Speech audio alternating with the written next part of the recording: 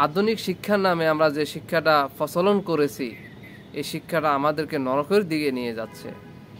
আমরা দিন দিন নরকের মধ্যে নরকের জামানায় পরিণত হচ্ছি, দাজ্জালে ফিতনায় ঢুকে যাচ্ছি। কারণ হচ্ছে আমাদের মাথার ভিতরে কোনো ধর্মীয় চিন্তা ঢোকে না। আমরা নিজেরাই নিজেদের ক্ষতি করে ফেলছি ধর্মীয় শিক্ষা থেকে সরে গিয়ে।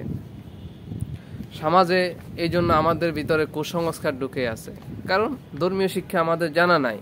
না জানা থাকার কারণেই আমরা ধর্ম থেকে যেমন সরে যাচ্ছি, তেমনি পশ্চিমাদের কালচারকেই আমরা এখন নিজেদের সংস্কৃতি মনে করতেছি।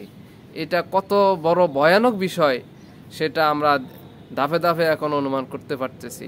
আজ থেকে 10 বছর আগে মানুষের চিন্তাভাবনা যেরকম ছিল ধর্মের প্রতি, এখন কি সেটা আছে? এখন ধর্ম নিয়ে অ্যালার্জি চলতেছে পুরা বিশ্বব্যাপী ইসলামকে তারা হ্যায় প্রতিপন্ন চোখে দেখতেছে। কেন? অথচ একমাত্র শান্তির ধর্ম হলো ইসলাম, একমাত্র মানবতার ধর্ম হলো ইসলাম, একমাত্র মানব কল্যাণের ধর্ম হলো ইসলাম। সেই ইসলাম থেকে দিন দিন সরে যাচ্ছে মানুষ।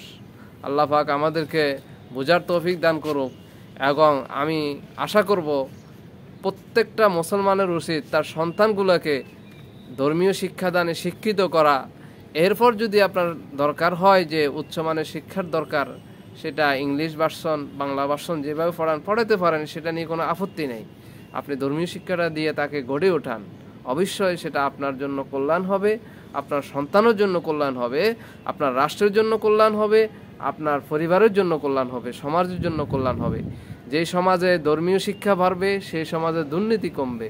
যেই সমাজে ধর্মীয় শিক্ষিত লোকের সংখ্যা বাড়বে, যে রাষ্ট্রে শিক্ষিত ধর্মীয় ইসলামিক শিক্ষিত লোক রাষ্ট্রের জায়গাগুলো যদি আপনি বসাতে পারেন, দায়িত্ব দিতে পারেন, অবশ্যই ওই রাষ্ট্রে দুর্নীতি কমে যাবে, ওই রাষ্ট্রে চাঁদাবাজি কমে যাবে, সন্ত্রাসী কমে যাবে, ইফটিজিং কমে যাবে।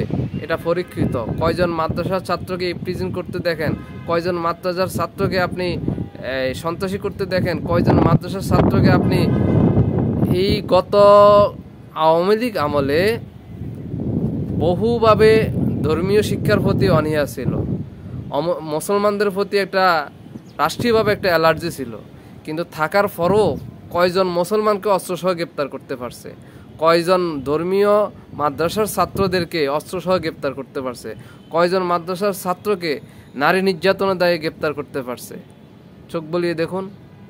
কিন্তু এরপর আমাদের স্মৃতিবম হয়ে আছে, আমরা মাদ্রাসার প্রতি অনীহা চলে আসছে কেন? অথচ রাষ্ট্রের সমাজের নিজের যদি কল্যাণ চান, অবশ্যই সন্তানদেরকে ধর্মীয় শিক্ষা দিন এবং নিজে ধর্মীয় শিক্ষা গ্রহণ করুন। তাহলে এই রাষ্ট্র, এই সমাজ, এই পারিবারিক জীবনে, মানব কল্যাণে অবশ্যই শান্তি আসবে। ও আখিরি দাওয়ানা আনিল হামদুলিল্লাহি রাব্বিল আলামিন।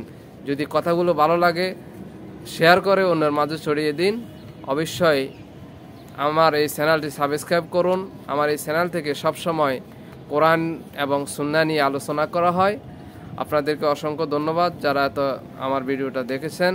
আসসালামু আলাইকুম ওয়া রাহমাতুল্লাহি ওয়া বারাকাতুহু।